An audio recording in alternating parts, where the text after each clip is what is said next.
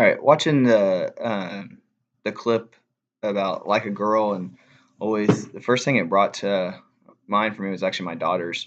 Being a dad of two girls, you dream of them growing up in a world where they got fair chances and they're not made fun of, and uh, that. But the immediate thought was, what's it going to be like for them?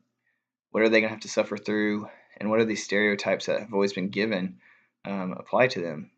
But while you hope that they're not ever taught that way, and they don't have to do that, you realize it's probably a real possibility. But then you look at yourself, and I look at myself and things that I've probably said in the past. And even though I coach women's soccer, I mean, maybe I've said in the past, kick like a girl, or do you use your purse on that one? And you got to take a hard self reflection and realize that you're not helping the stereotypes.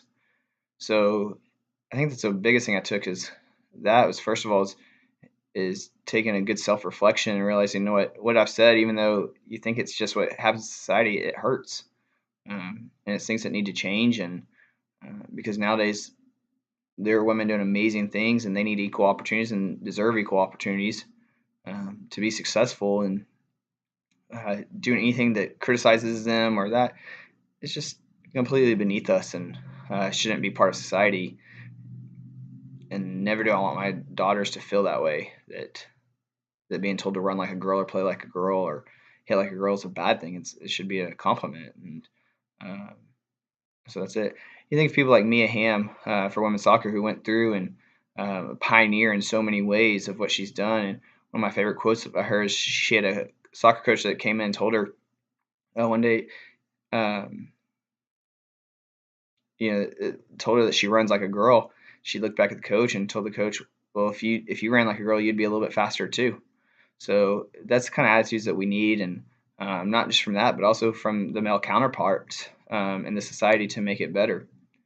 So the last thing, just kind of thinking on, that really hit me was the fact that 1 year as coaching, and like I said, I coached women's soccer, was we had a slogan that said "Play like a girl," and what that truly meant. And it meant to play like the little kid that fell in love with the game. And the video is pretty interesting. What it talks about at puberty is when girls get the self-reflection image, and like a girl changes. And so even though we had that to play like a girl, to play like that little kid that fell in love with the game, and to go out there with this nonstop enjoyment, that's what playing like a girl should be. And anything like a girl, kick like a girl, throw like a girl, that should be a positive thing. And if all of our kids would to play like those little girls that were in the video, and the way they demonstrated, and to have that self-respect, and it's our job to encourage them, and not to put them down with that. So, and you look at nowadays with sports moving, and you have MMA fighters that are women. Wrestling is very popular. I coached women's wrestling 1 year, and probably the toughest person I ever coached was a women's wrestler, as a state champion.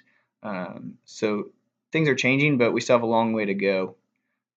And I always joke with people, but I think it's the same thing. As I always say, I'm going to sue Google, because when you type in anything on Google, if you type in a college and soccer, or you type in something in soccer, it always pulls up the men's first. And it needs to be an equal footing. You shouldn't have to type in women's sports to do that. So we've come a long way, but we still have a long way to go. But the biggest thing is that we continue to respect women's sports, and respect these athletes, because they're given everything that they possibly have, and they deserve our encouragement and not to be put down.